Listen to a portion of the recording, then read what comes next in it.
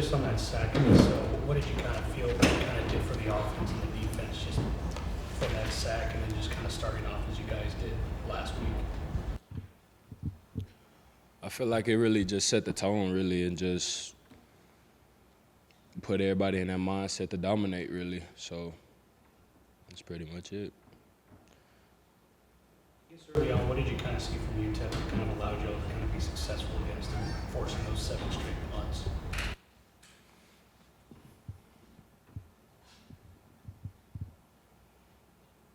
I guess because we knew it so well. I mean, we seen everything that they did.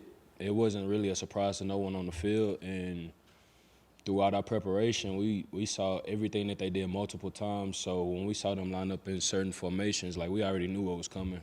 So it was just the preparation, really. Broderick, at the very end of the game, Coach Will says he was obviously coaching y'all hard because he wanted the shutout. How does that make you feel when you're ahead 38-0, but the coaches are still coaching like it's 0-0?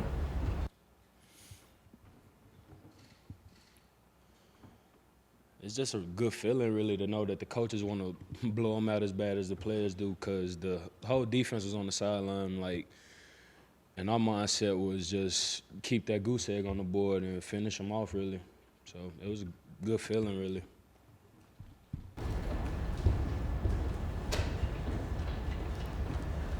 UTEP was 2 for 15 on third down conversions. What do you think made y'all so effective on third down? I give credit to our preparation, really, because, I mean, without doing the stuff we did throughout the week, we couldn't have been ready for some of the plays that they want to run, but it's all in the preparation, really. Broderick, how confident are you, with what you see in the first couple of weeks, how confident are you that y'all can carry it over when the competition gets stronger? I feel like as long as we keep doing what we're doing, taking it 1 week at a time, really, and not getting too far ahead of ourselves, and just trying to go 1-0 every week and focus on that one team, whoever we got that next week, I feel like we can go pretty far, really, and just taking it 1 week at a time, being where our feet are. Coach Wells show you that you liked that made you buy in? I mean, obviously you've always been a guy who's been very invested, but when you're a senior and you have a coaching change, what did you need to see from him to feel good about being part of this program?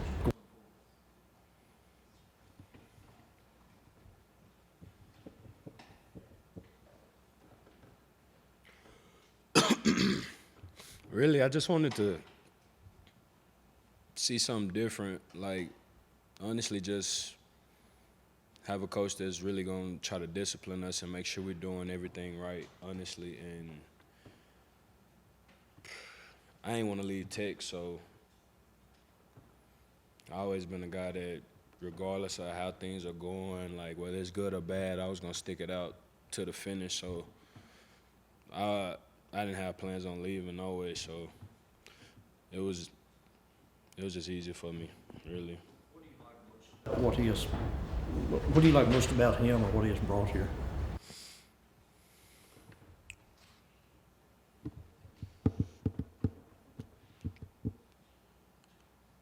Okay, so the discipline factor, and then just holding everybody accountable and not letting us be satisfied with success, really, and just always pushing us to be better than we was the day before, the moment before, or just pushing us, really, and keeping it, being honest with us.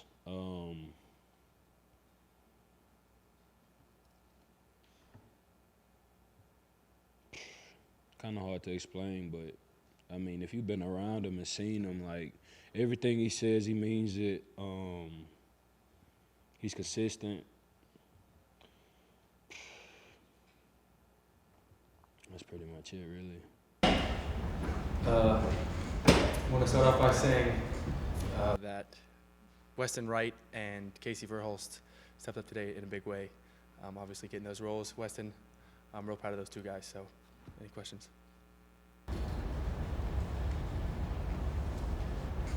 How would you, Brigden to get his first touchdown, varsity touchdown catch from you, and then could have had another one? Yeah. Oof. You know, just where he's come from Perryton, Texas. Not many people know where that is. Walk on. Just kind of a guy that not many people believed in him, and he just kind of proved everybody wrong. And so that's huge for him to kind of go out there and make that play and go score and show off his speed. So I'm happy for him. Following up on that, coming from Grapevine, Allen, when did you find out where Perryton, Texas is? When I met him, yeah. Still really don't know where it is, but that's okay. If you told me to drive there, I couldn't get there by myself. How would you kind of evaluate your play tonight? A little upset with myself. I feel like I could play a lot better. I think I missed a lot of downfield throws, which will probably be the key emphasis for next week. But no, I think we stayed on course. We didn't shoot ourselves in the foot, but we just kind of there's plays that can be made that weren't, and I feel like that's all on my fault. I can be better, and I feel like I need to make more throws, obviously, in this league. So I feel like I can do a lot better. Do you think that was more about what you guys weren't doing as opposed to what UTEP was doing to you? They run a lot of different coverages. They were switching from 3 and 4 down. But at the end of the day, our guys were open, and I wasn't hitting them. So obviously we won big, but we could have won a lot bigger. And just got to work on some accuracy, and we'll be just fine. It's a good week to grow. So. What can you say about how your defense performed today? Did it take a little pressure off you? I know y'all were up the whole time, but how good did it feel? Yeah, no, it's huge to be able to kind of obviously go 3 and out one time or kind of drive stalls out. We have to punt. Obviously, we never want to punt. But to kind of walk up the field and know, like, all right, like they're probably not going to score. Like they're definitely not going to score. Like the way Jordan, all those guys have been playing is huge. So for them to have our back like that on offense just makes it more of, okay, well, we can try to make this throw because we know that they're going to build and they're going to make a stop in the next possession. So it definitely opens up a lot more for us, and it just like gives us a little bit more confidence. Can you tell us a little bit about the 2 touchdown throws to TJ?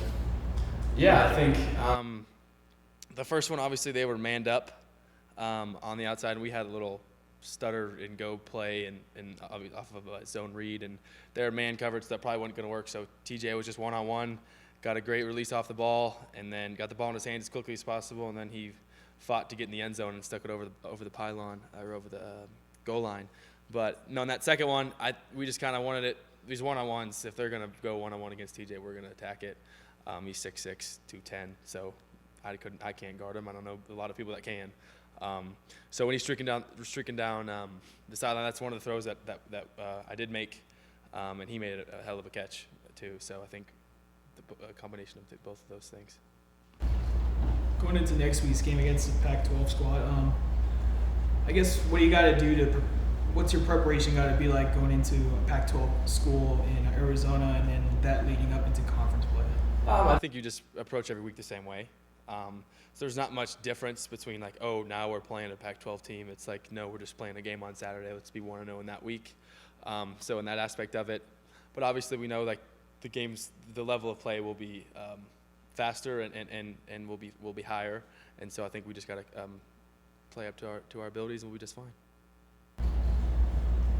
How satisfied were you guys with your tempo and offense? You know, Coach Wells had mentioned trying to go faster. So what did you think about it? Yeah, I think the first drive was the fastest we've ever gone. I think we were snapping it with 33, 32, 31 seconds on the clock, the first drive. So that obviously coming out the gate when you kind of practice it all week against your scout team and it's nothing like that. You can't simulate it. So coming out and running it every 7, 8, 9 seconds, that's tough. And so when we bang 4 out real quick and they're trying to get the call and they don't even know where to get lined up, so that kind of helps us for us. And then throughout the game, it tires them down. And so I think that's why in the third quarter we started to run the ball more and get more explosive plays that way. Also, kind of in contrast to that, there's 2 or 3 times early y'all didn't snap the ball till inside of 5 seconds on the play clock. That was after you look back to the sideline. Is that because you're seeing a different look than what you're. Yeah, there was a. Yeah, I mean, we'll go on a look play and we'll look back to the sideline and we're really not trying to snap it as long as we just get it done before 1 second on the clock.